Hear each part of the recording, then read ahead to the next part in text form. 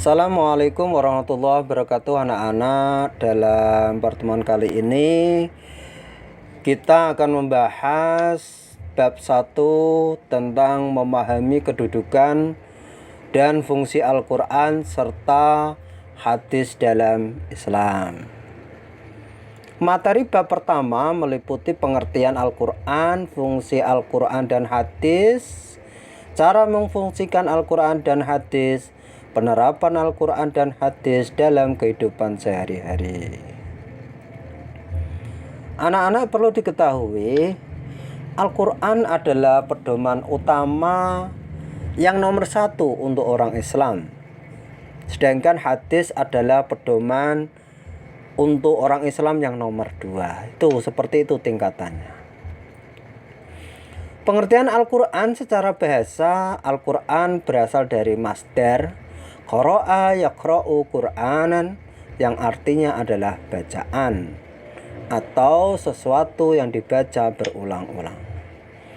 Secara istilah, Al-Quran berarti kitab suci umat Islam yang berisi firman Allah dan diturunkan kepada Nabi Muhammad SAW melalui perantara malaikat Jibril, serta membacanya adalah bernilai ibadah. Anak-anak, hadis berasal dari bahasa Arab yang mempunyai arti baru, mudah, cerita, berita, dan riwayat yang bersumber dari Nabi Muhammad SAW.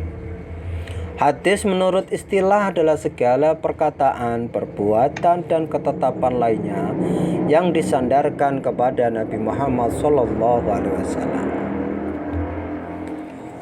Kedudukan Quran sebagai pedoman yang pertama, hadis pedoman hukum yang kedua bagi umat Islam, yang tercantum dalam surat An-Nisa ayat 59. Ya ayyuhalladzina amanu atiiullaha wa atiiur rasul wa ulil amri minkum wa in tanaza'tum fi syai'in farudduhu ila Allahi wa rasul in kuntum tu'minuna billahi wal yawmil akhir dzalika khairu wa ahsanu ta'wila. Itu dasarnya anak-anak ya.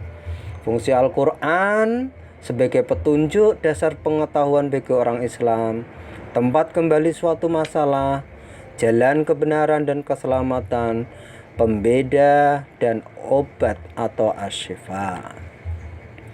Sedangkan fungsi hadis adalah memperjelas isi Al-Quran, menafsirkan isi Al-Quran, memberi kepastian hukum Islam yang tidak ada dalam Al-Quran.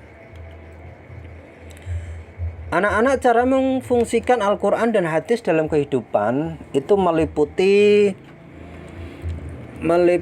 di dalam kehidupan pribadi. Di antaranya aktif membaca serta mengamalkan Al-Quran hadis, meningkatkan pengetahuan serta pemahaman Al-Quran dan hadis, menggunakan waktu luang yang ada untuk kegiatan positif, gemar silaturahmi, ibadah, mempunyai rasa peka sosial dan melopori perbuatan baik dan mencegah perbuatan tercela.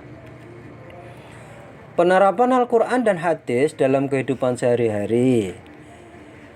Dalam lingkup keluarga, antaranya taat dan patuh terhadap bimbingan dan anjuran orang tua, menjunjung tinggi martabat orang tua, mendoakan bagi kebaikan orang tua, mengamalkan ilmu yang diperoleh dalam kehidupan di rumah. Dalam lingkup bermasyarakat bisa dipraktikkan berperan aktif dalam kegiatan masyarakat, menjaga diri perilaku yang dapat menimbulkan keresahan dalam masyarakat, menjaga kerukunan dan gemar menolong, serta rela berkorban demi terwujudnya masyarakat yang harmonis. Dalam lingkup berbangsa dan negara, kita bisa melaksanakan peraturan yang telah ditetapkan pemerintah, menjunjung tinggi harkat dan martabat bangsa dan negara, ikut aktif dalam membangun bangsa dan negara, berperan dalam kelestarian lingkungan, mencari jalan terbaik dengan musyawarah jika ada masalah. Sekian anak-anak dari saya, Darawanto, Tarob 25 Agustus 2022. Sekian, wassalamualaikum warahmatullahi wabarakatuh.